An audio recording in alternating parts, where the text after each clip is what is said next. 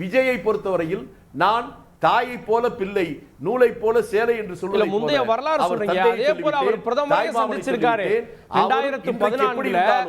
2014 நரேந்திர மோடி அவர்கள் பிரதமர் ஆவதற்கு முன்பே சந்திச்சிருக்காரு. சார் ராகுல் காந்தி தலைவராக இருக்கிற போது, அகில இந்திய தலைவராக இருக்கிற போதே அவரை சந்தித்து நீண்ட நேரம் உரையாடினார் சொல்றேன். பிரதமரா வர்றதுக்கு முன்னால சந்திச்சார், பிரதமரா ஆனதுக்கு அப்புறம் சந்திச்சாரா அது வேற. அது அவர் தான் முடிவெடுக்கணும். நான் கடந்த கால நிகழ்ச்சியில உங்களுக்கு நினைவுபடுத்துகிறேன், அவ்வளவுதான். அந்த குடும்பமே அதான் சொல்றேன். அவருடைய தந்தை ஒரு தீவிரமான தலைவர், காமராஜருடைய பக்தர் என்பது எனக்கு தெரியும். அவருடைய எண்ணம் என்ன, அவர் சின்ன வயதில் இன்றைக்கு அவர் பெரிய நட்சத்திரமாக இருந்தாலும் இளம் வயதிலே வறுமையின் கோரப்பிடியிலே தவித்தவர். அதிலிருந்து கொஞ்சம் கொஞ்சமாக வளர்ந்து இன்றைக்கு ஒரு உச்சத்தை தொற்றிருக்கிறார். அவர் ஏழை எளிய பாமர மக்கள் பசிப்பிணியில் வாடுகின்ற அந்த மக்களுடைய உணர்வுகளை தெரிந்தவர் என்பதால் அதற்கு தகுந்த முடிவெடுப்பார் என்றே நான் நம்புகிறேன். அவருடைய உள்ளத்தில் தேசிய உணர்வு உறுதியாக உண்டு. அந்த தேசிய உணர்வு கூட மக்களை சமமாக பார்க்கிற, மக்களை ஜாதியாலோ மதத்தாலோ பேதப்படுத்துகிற அந்த எண்ணம் இல்லாதவர் அவர். சொல்றீங்களே ஒருத்தர் அவர் எங்களுக்கு ஆதரவா மாமன் மச்சான்னு சொல்லி, இந்து மதத்தை தவிர மற்ற மதத்தில் இருக்கிறவர்கள் எல்லாம் ஏற்றுக்கொள்ளாத அவர் இவரை எப்படி மாமன் மச்சான்னு சொன்னார் எனக்கு தெரியல. நீங்க அவர்கிட்ட கேட்க வேண்டிய கேள்வி. ஆகவே அதற்கும் நீங்கள் கேட்ட கேள்விக்கு பொருந்தாது. இவருடைய நோக்கம் நன்றதாக இருக்கும் என்பது அவருடைய குடும்ப அந்த பாரம்பரியத்தை வைத்து சொல்லுகிறேன். அந்த வகையில் அவர் கட்சி ஆரம்பித்ததற்கு பின்னாலே, நாளைக்கு கொடியை அறிவித்ததற்கு பின்னாலே, கொள்கையை சொன்னதற்கு பின்னாலே மேற்கொண்டு விவாதத்தை நாம் தொடங்குவதுதான் மிக சரியாக இருக்கும். இதுவரை அவர் மீது ஒரு நல்ல எண்ணம் தான் எனக்கு இருக்கிறது. அந்த எண்ணம் நல்ல முடிவெடுப்பார் என்று நம்புகிறேன். திரு டிடிஎஸ் ரவிச்சந்திரன் அவர்கள்ட்ட விஜய் பத்தின கேள்வி வரப்போ, விஜய் வர்றாரு அதனால தமிழக அரசியலே மாறும் 2026 அண்ணாமலை நம்புறாரு. கூடுதலாக இந்த கூட்டணி பற்றின கேள்வி வரப்போ விஜய் அந்த இதில் வருவாரான்னா ஆமாம் அப்படின்ற மாதிரி அண்ணாமலையுடைய பதில் இருக்கிறது. அப்போது விஜயனுடைய வருகை அண்ணாமலை தான் பெருசாக எதிர்பார்த்துருக்காரு போலே. இதனால பாஜகவுக்கு என்ன பலன் இதில்? இல்லை இது பாஜக அண்ணாமலை அப்படிங்கிற அடிப்படையில் நம்ம பார்க்க வேண்டிய ஒரு விஷயமா நான் எடுத்துக்கல. அண்ணாமலை அவர்கள் என்ன நடக்குங்கிறத அரசியல் ரீதியாக உங்களுக்கு சொல்லியிருக்காரு. ஏன்னா விஜய் பல காலமாகவே அரசியலுக்கு வரணும்னு உண்மையாகவே நேர்மையாகவே நினைத்தவர். அது அவர் வரணும்னு முயற்சி பண்ணி 1-2 விஷயத்தில் வந்தபோது கூட தப்பாச்சு. இருந்தும் பரவாயில்லன்னு சொல்லி அவர் சில தேர்தல்களை அவருடைய ரசிகர் மன்றத்தை சேர்ந்தவங்க சந்திக்க வைக்கிற அளவுக்கு அவருடைய அரசியல் ஆதரவுங்கிறது ரொம்ப நேர்மையாக இருந்தது. அவர் அந்த மாதிரி இருக்கிறவர் வரணும்.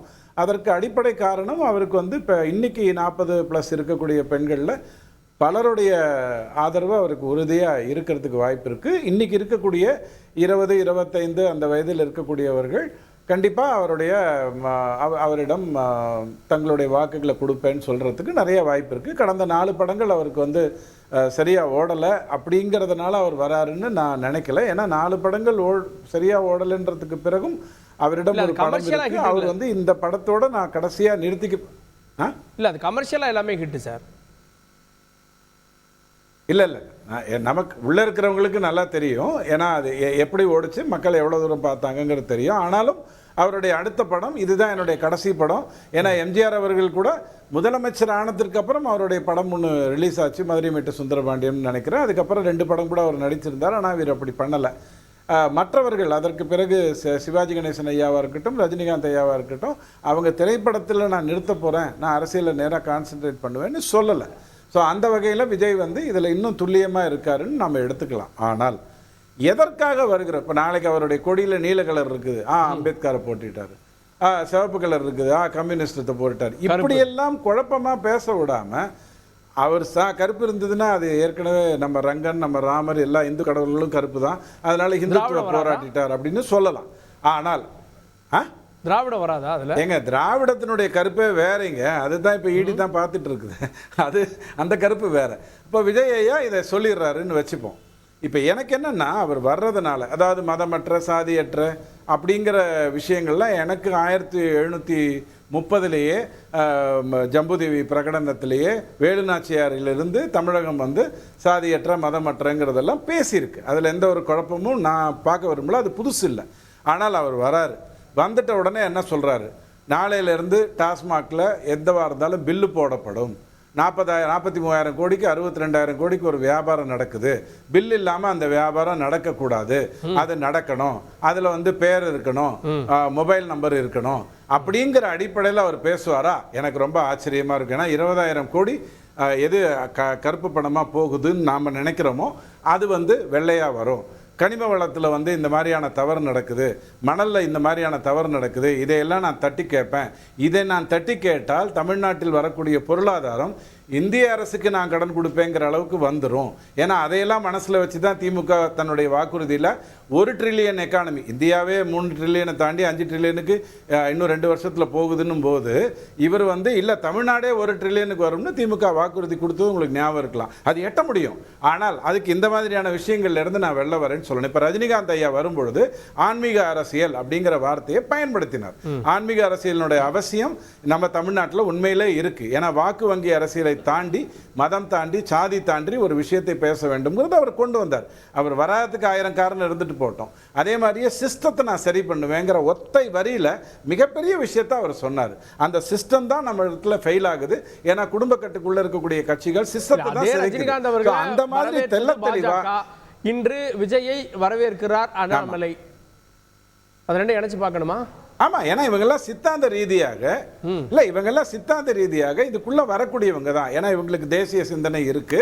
இவர் ராகுல் காந்தியை சந்தித்தாருங்கிறத பத்தி நான் கருத்து சொல்ல விரும்பல. ஏன்னா கமலஹாசன் ஐயா கூட சந்திச்சாரு, கடைசியில திமுகக்குள்ள போயிட்டாரு. இவரும் அது மாதிரி போயிடுவாரோங்கிறது அடுத்த பிரச்சனை. நான் அதற்குள்ள வர விரும்பல. நான் என்னுடைய கேள்வி என்ன அப்படின்னு சொன்னா, எம்ஜிஆருக்கு பிறகு வேற யாருமே வர முடியாதுன்னு எடப்பாடி ஐயா சொன்னார்னா அவர் ஏன் கட்சி நடத்துறாரு? எம்ஜிஆர் முடிச்சிட்டாருங்க, நாங்கள் போறோங்க அப்படின்ட்டு போக வேண்டியதானே. ஏன் அந்த கட்சியை நடத்துறோம்?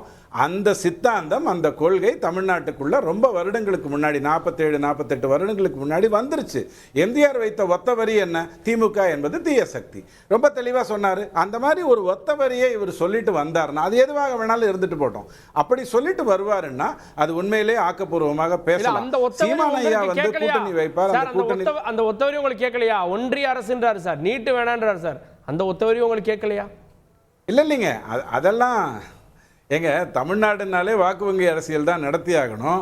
இப்போ நாணயம் வெளியிட்டதுக்கு அப்புறம் எல்லாம் மத்திய அரசு ஆயிடுச்சு. அவர்கிட்ட ஒரு நாணயம் இருக்கு, நேர்மையாவே இருக்கு.